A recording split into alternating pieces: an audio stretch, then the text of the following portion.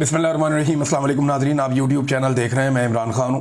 नाज़रीन, भारत से मज़ीद सैलाबी पानी इस वक्त पाकिस्तान में दाखिल हो रहा है और लगातार सैलाबी पानी पाकिस्तान में दाखिल हो रहा है। ये सिलसिला भी अगले 2-3 दिन तक जारी रहेगा। जो महकमा मौसमियात की रिपोर्ट्स हैं या जो आप इंटरनेशनल वेबसाइट्स हैं वहाँ पर आप चेक करते हैं, जो मेट ऑफिस हैं, मुख्तलिफ जो जदीद सिस्टम्स हैं वो ये बता रहे हैं कि बारिशों का ये सिलसिला भी जारी है और तेज़ी से पानी दरिया सतलुज में, दरिया रावी में और दरिया चनाब में दाखिल हो रहा है। ये पानी जनूबी पंजाब और सिंध की तरफ जाएगा। ऑलरेडी पाकिस्तान का जो लाखों क्यूसेक पानी है वो समंदर में गिर चुका है और पानी का फ्लो तमाम दरियाओं में तकरीबन इस वक्त ज़्यादा है। जो पाकिस्तान के डैम्स हैं वो मुकम्मल तौर पर भर गए हैं और अब उनके अंदर मज़ीद पानी की गुंजाइश भी बाकी नहीं है। लिहाजा सूरत हाल उतनी अच्छी नहीं है जिसे आप ये कह सकें कि पाकिस्तान के लिए आसान होगा निपटना। अगर बड़े रेले पानी के आते हैं तो मज़ीद बंद टूटने का खतरा होगा। जो इलाके पहले से डूबे हुए हैं वहाँ से पानी निकलने की बजाय मज़ीद पानी वहाँ पे इकट्ठा हो जाएगा। जो हुकूमती रिपोर्ट्स हैं या उनके आदाद-ओ-शुमार है उनके मुताबिक अब तक पंजाब में 3200 से ज़ायद देहात जो हैं वो डूब चुके हैं। पहले ये तादाद चंद सौ में बताई जाती थी, फिर 1000, 2000 और अब 3200 से ज़ायद देहात डूब गए हैं। 25 लाख से ज़ायद अफराद मुतासिर हुए हैं और ये सरकारी रिपोर्ट है। और जो असल सूरत हाल है उसका आप अंदाज़ा लगा सकते हैं, क्योंकि इस वक्त जो हुकूमत है उसकी पॉलिसी है चीज़ों को अंडर प्ले या डाउन प्ले करना। जो अब हुकूमत है वो चीज़ों को कम करके दिखा रही है। बाज़ औक़ात हुकूमतें इस तरह के मामलात को ज़्यादा करके दिखाती हैं क्योंकि उन्होंने इंटरनेशनल डोनर्स के पास जाना होता है, उनसे मदद मांगनी होती है। लेकिन इस मरतबा उसकी उम्मीद भी कम है क्योंकि अफ़गानिस्तान में एक बड़ा खौफनाक ज़ल्ज़ला आया है और उसके हवाले से जो लोग जाँ बहक हुए उनकी तादाद पहले 800 तक पता चल रही थी। गुज़िश्ता वीलॉग में मैंने आपको बताया, लेकिन अब पता चला कि वो 1100 से तजावज़ कर गई है। बहुत बड़ी तादाद में ज़ख्मी भी अफ़गानिस्तान में मौजूद हैं। पाकिस्तान को इस वक्त अपने अफ़गान भाइयों की भरपूर मदद करनी चाहिए। तो पाकिस्तान में फ्लड्स चल रहे हैं और हुकूमत उसके बारे में जो हुकूमत को करना था वो करने में अभी तक कामयाब नहीं है। आदाद-ओ-शुमार के मुताबिक या जो तखमीने अंदाजे लगाए जा रहे हैं, फील्ड में जो जर्नलिस्ट मौजूद हैं, लोग मौजूद हैं, उनसे ये पता चलता है कि हुकूमती इमदाद 20% अफराद तक भी नहीं पहुंच पा रही। हत्ता कि मैं हुकूमती इमदाद और जो बाकी लोगों की इमदाद है उसको सबको इकट्ठा करके भी हम कहें तो भी इमदाद 20% लोगों तक भी नहीं पहुंच पा रही। लोग खुले आसमान के नीचे सोने पर मजबूर हैं और लोगों के कपड़े, सामान, बिस्तरे, घर का सारा जो कुछ भी था वो भी, लोगों के मवेशी, फसलें, सब कुछ बह गया और देही इलाकों में बहुत बड़ा नुकसान हुआ है। साहिवाल के अंदर फ्लड का रेला पहुंचा, वहां पे बहुत नुकसान हुआ। ओकाड़ा के अंदर जंग में बहुत शदीद नुकसान हुआ जहां मरियम नवाज गई थी एक दिन पहले। और वहां से अब ये इत्तला आ रही है कि जंग में जो एक जाली कैंप लगाया गया वहां पे जो मरियम नवाज की मुलाकात करवाई गई है वो मुलाकात सैलाब मुतासरीन से नहीं करवाई गई। ये बंदे गाड़ियों में भरकर फैसलाबाद से लाए गए थे और ये भी क्लेम किया जा रहा है कि जो खवातीन लाई गई थी वो कोई सरकारी दफातर में काम करने वाली खवातीन है और इन लोगों को पुराने कपड़े पहना के इनको लाया गया और लाकर वहाँ पे एक ड्रामा क्रिएट किया गया। जो असल सैलाब मुतासरीन है उनको मरियम नवाज के नज़दीक भी नहीं आने दिया गया। रीज़न वही है कि जो असल मुतासरीन है वो आएंगे तो वो अपना हक मांगेंगे और ये हक दे नहीं पा रहे। तो 200-250-300 बंदा इकट्ठा करना कोई मुश्किल नहीं होता। और जब आप ड्यूटीज लगा देते हैं ब्यूरोक्रेसी की तो वो फिर एक एक पटवारी को कहते हैं जी आपने 10-10 बंदे लेकर आने हैं। तो अगर वहां पे 20 पटवारी भी आते हैं तो 200 बंदा इकट्ठा हो जाता है। आप एक एक टीचर को कहते हैं जी आपने 5-5, 7-7 बंदे लेकर आने हैं। एक एक एमपीए को आप कह देते हैं बंदे लेकर आने हैं। तो ये जब आपके पास सरकार होती है ना तो ये पीएमएलएन का पुराना तरीकाकार है। ये पटवारी इकट्ठे कर लेते हैं, दूसरे महकमे के लोग इकट्ठे कर लेते हैं, फिर उन्हें कहते हैं कि बंदे लेकर आ जाओ।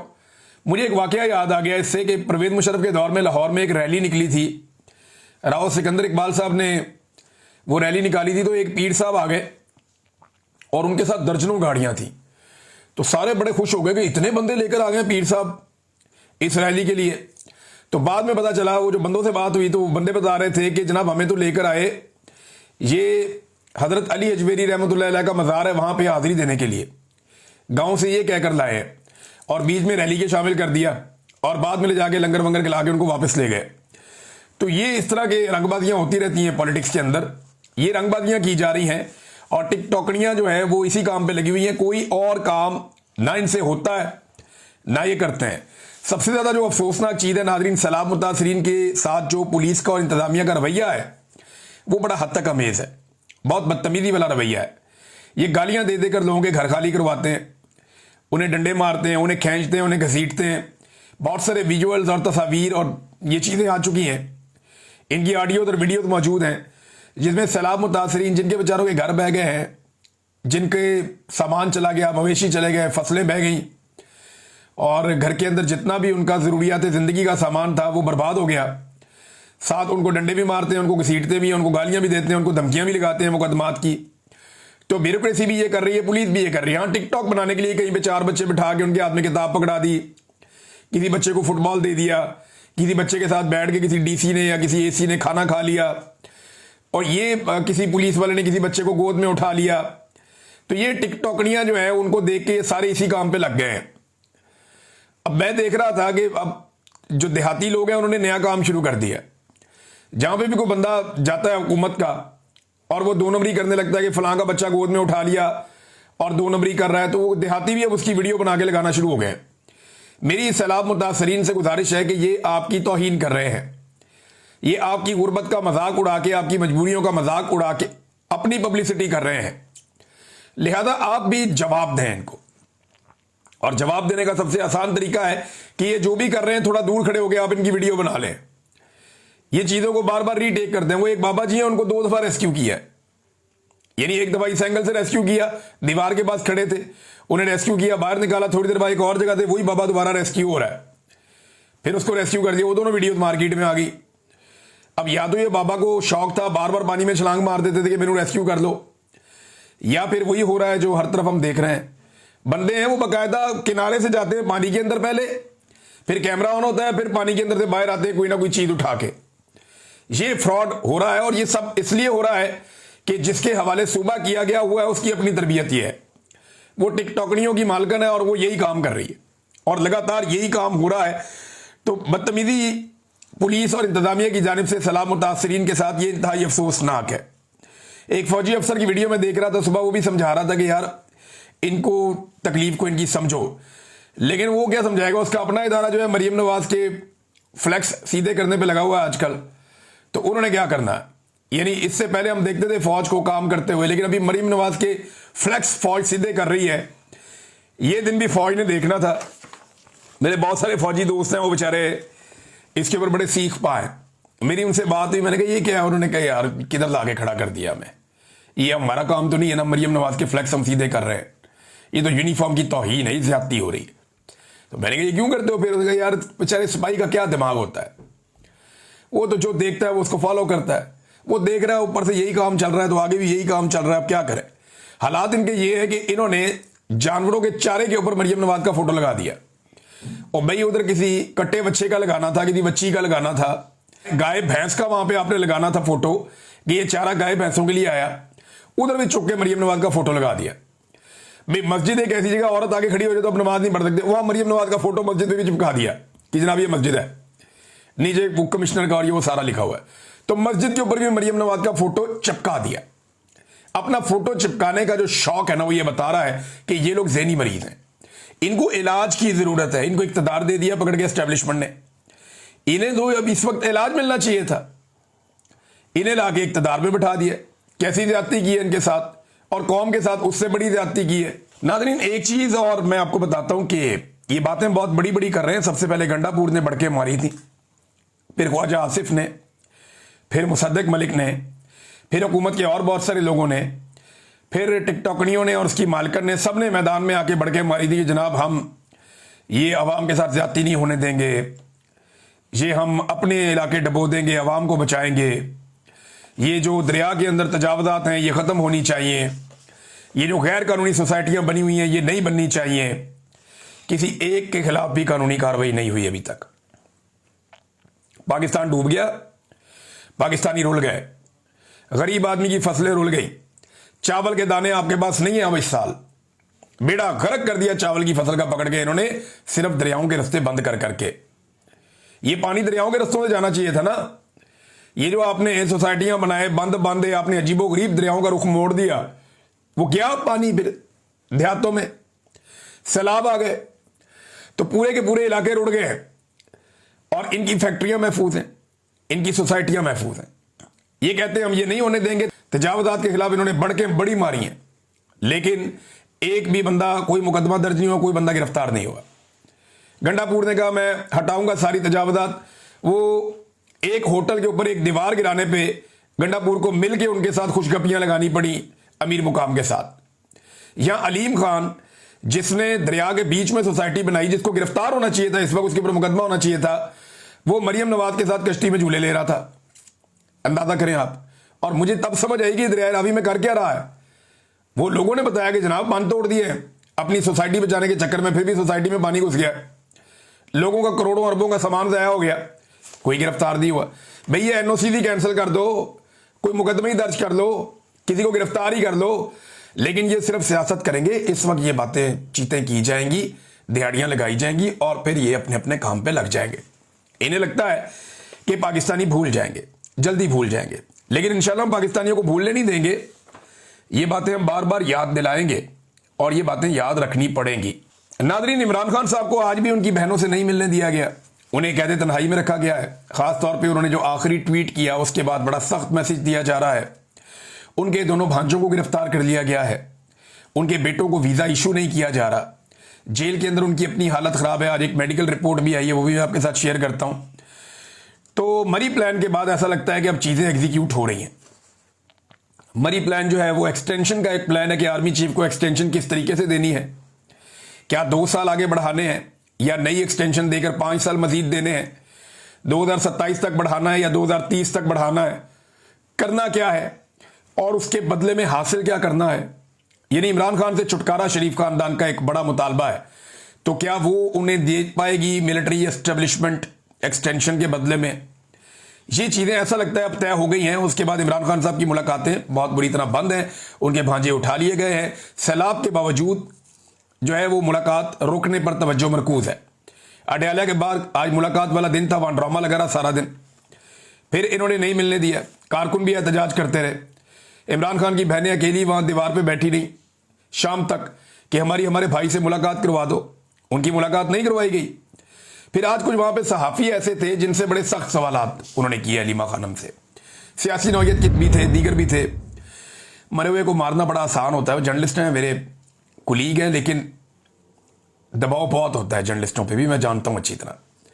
एस्टेब्लिशमेंट बहुत दबाव डालती है। तो बड़े ऐसे सवाल किए गए कि इमरान खान नाम लेके क्यों तनकीद करते हैं इदारों के ऊपर, वो नाम लेता है इदारों का। तो उन्होंने कहा ये क्या है, आसिम मुनीर का नाम लेता है ना, तो इसमें क्या है, वो साबिक वजीर आज़म है, उसे कैद तन्हाई में रखा हुआ है, ये ज्यादा बड़ा जुर्म है। और ये कौन कर रहा है? आसिम मुनीर ही कर रहा है, उन्होंने ये कहा। तो अलीमा खानम ने दोबारा से डट के उस पर तनकीद कर दी आसिम मुनीर पे और खुलकर उसके बारे में बात कर दी।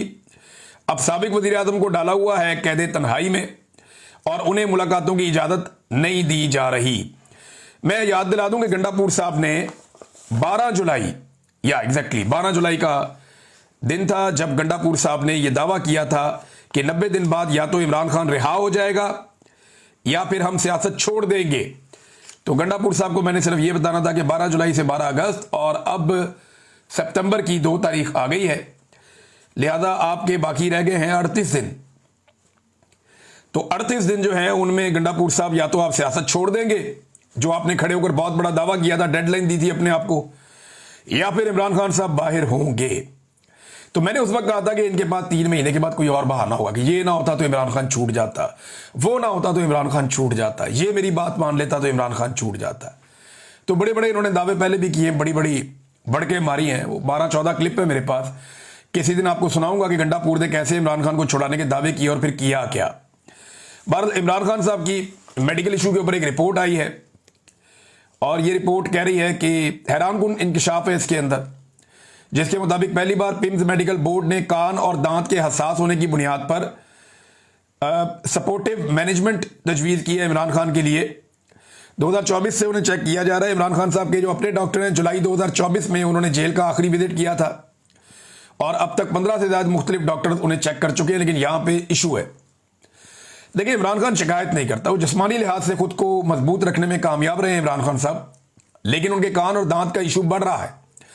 अब उसे आप बगैर सपोर्ट के काबू रखने में इस उम्र में कामयाब नहीं होते, ये मुश्किल होता है। लिहाजा डॉक्टर भी अब ये कह रहे हैं कि करना पड़ेगा, लेकिन इमरान खान की हिम्मत को दाद देनी पड़ेगी कि दांत और कान ये दो ऐसी दर्दें होती हैं जिनके बारे में लोग कहते हैं कि ये दर्द किसी को भी ना हो, बड़ी शदीद दर्द होती है। जिसे कभी दांत में दर्द रहा हो ना, या कान का दर्द हो जाए रात को, तो उसको आइडिया है कि कितना खौफनाक दर्द होता है। मेरे क्योंकि बहुत कम कभी लेकिन कान में दर्द होता है। ये मैंने ISI वालों को भी कहा था। मैंने कहा जिस दिन मेरे कान में दर्द हो जाएगी ना, उस दिन आप सबको लग पता जाएगा, क्योंकि मेरे 2-3 महीने में एक आध दफा कान में दर्द होती है। तो वो ऐसी दर्द होती है कि बंदा दूरा हो जाता है। तो ये मेरे इमरान खान साहब की मैं हिम्मत को दाद देता हूं कि वो फिर भी शिकायत नहीं करते, वो उस तरह से नहीं कहते। उनके दांत और कान दोनों में दर्द है, वो कह रहे हैं, डॉक्टर बता रहे हैं बड़ी हसासियत है, प्रॉब्लम है। और उसके ऊपर बाकायदा रिपोर्ट आई है कि उनको अब चाहिए होगी सपोर्टिव मैनेजमेंट। बहरहाल देखिए ये हुकूमत क्या करती है। इमरान खान साहब के अपने डॉक्टरों को तो मिलने नहीं दिया जा रहा। अब इमरान खान तो चले पाकिस्तान तहरीक इंसाफ के बानी है ना, या बानी है पाकिस्तान के साथ ये किया जा रहा है। जिसने भी पाकिस्तान के साथ अच्छा किया, पाकिस्तान की मिलिट्री एस्टेब्लिशमेंट ने उसे निशाने इबरत बनाया। ये ऐवान सदर में ये उनकी जो एक ऑफिशियल सोशल मीडिया है, जरदारी साहब, वहां आप ये देखें कायदे आज़म का फोटो गायब है। अब इसमें ना एक कानून खुद बिल लेकर आई थी पाकिस्तान पीपल्स पार्टी, जिसके मुताबिक 50,000 रुपये जुर्माना और 5 महीने की कैद थी सरकारी दफ्तर से कायदे आज़म की फोटो हटाने पर। तो ये तो सबसे बड़ा सरकारी दफ्तर है पाकिस्तान का। तो कायदे आज़म को ये रफ्ता रफ्ता आहिस्ता आहिस्ता कायदे आज़म को जो है फेड आउट कर रहे हैं। ऐसा लगता है कि एक वक्त आएगा कि ये नोट के ऊपर से कायदे आज़म का फोटो उतार के तो इनकी तस्वीर लगा देंगे, शरीफ खानदान के, जरदारी खानदान के, और इन लोगों को लीडर बना के पेश कर देंगे। ऐसा दिखाई देता है, ऐसा लगता है शायद ये कर गुजरेंगे। ये काम भी ये लोग कर लेंगे, कोई पता नहीं इनका। ये फ्रॉड में किसी भी लेवल तक जा सकते हैं। नाज़रीन, पाकिस्तान टेलीविजन ने अपने एक बदज़बानी करने पर मुलाजिम को फारिग कर दिया है। ये मरीम नवाज और अता तारड़ वगैरह की चॉइस थे, और ये साहब काफ़ी लंबे अरसे से, क्योंकि जब मैंने ये खबर पढ़ी तो फिर मैंने कहा मुझे बताएं इन्होंने क्या किया। तो मुझे पता चला कि इन्होंने काफ़ी लंबे अरसे से ख़वातीन के हवाले से और पाकिस्तान तहरीक इंसाफ के हवाले से खासी बदज़ुबानी की है, और बड़े जो है वो बिलो द बेल्ट ये अल्फाज इस्तेमाल करते रहे उन लोगों के लिए। लेकिन इस बार उन्होंने गलती से पाकिस्तान पीपल्स पार्टी को छेड़ दिया और सिंध के अवाम पे उन्होंने कुछ ऐसे जुमले कस दिए, वो बंदर कह दिया, कोई उनके बारे में कुछ उनको मुंह चढ़ा दिया, थोड़ा अजीब सी एक्टिंग कर दी बंदर की। तो इसकी वजह से इन्हें फिलहाल फारिग कर दिया गया। लोग कहते हैं तनख्वाह इनको मिलती रहेगी शायद, लेकिन ये बंदा जो है वो एस्टेब्लिशमेंट का एक काला चैनल है, वहां पे भी प्रोग्राम करता है। तो आप एस्टेब्लिशमेंट की और मौजूदा हुकूमत की चॉइस आप चेक कर लें। जो गाली दे, बदतमीजी करे, नफरत फैलाए, खवातीन की तौहीन करे, गंदे अल्फाज इस्तेमाल करे, उन्हें ये कहते हैं जी असासा है इनका। अब अगर पीपल्स पार्टी को ना छेड़ता तो ये बंदा अभी भी टीवी पे होता। जो पीपल्स पार्टी के साथ अभी किया ये तो कुछ भी नहीं है। मुझे मेरी टीम के लोग बता रहे थे इससे 10 गुना इन साहब ने बाकी लोगों के साथ किया। अफसोसनाक है, ऐसे लोगों को डिस्करेज करना चाहिए और ऐसे लोगों के लिए गुंजाइश नहीं होनी चाहिए। आप जर्नलिज्म कर रहे हैं, आप इस तरह की चीज़ें तो ना करें जिससे आप यानी आप आवाज़ उठाएं तो हक के लिए उठाएं ना। जो लोग बेचारे जुल्म बर्दाश्त कर रहे हैं उनके लिए आवाज़ उठाएं। तो बहुत ही अजीब हरकत की है। और उसके बाद जो है वो हुकूमत का रिएक्शन सिर्फ इसलिए आया कि पीपल्स पार्टी जो है वो इसके अंदर इन्वॉल्व हो गई। लेकिन ये माफ़ी शाफी हो जाएगी, मुझे इस बात का आइडिया है, और ये जल्दी हो जाएगी। नाज़रीन, एक पंगा नया पड़ गया है और वो है कालाबाग डैम का। इसमें गंडापुर साहब ने एक स्टेटमेंट दे दिया हैरान कुन कालाबाग डैम के हवाले से, और आउट ऑफ द वे ही आ गए वो। ये नहीं किसी ने उनसे ये बात भी नहीं ऐसे की थी, लेकिन वो आ गए गंडापुर साहब। उन्होंने कालाबाग डैम के ऊपर बताया जी मैंने तो वहां भी बात की, वहां भी बात की। तो अब उसके ऊपर पीटीआई के लोग सफाइयां दे रहे हैं। असद कैसर साहब कह रहे हैं जी वो गंडापुर की ज़ाती राय हो सकती है, पीटीआई की राय नहीं है। खैबर पख्तूनख्वा में पॉलिटिकल पार्टी इसकी मुखालफत कर रही है, या एएनपी है, शेरपा ग्रुप है, बाकी लोग हैं, वो ये कह रहे हैं जी इसके ऊपर आप सफाई दें। लेकिन अभी मैं आपको एक चीज़ बता देता हूं कि एक सर्वे और पाकिस्तान की मिलिट्री एस्टेब्लिशमेंट ने करवाया। ये हर महीने 1.5 महीने के बाद मिलिट्री एस्टेब्लिशमेंट पाकिस्तान में लगातार सर्विस करती चली जा रही है। हर 2 महीने 1.5 महीने में ये करते हैं, और वो जो सर्वे हैं उनकी रिपोर्टें बाहर आ जाती हैं हमारे तक, मेहरबान है।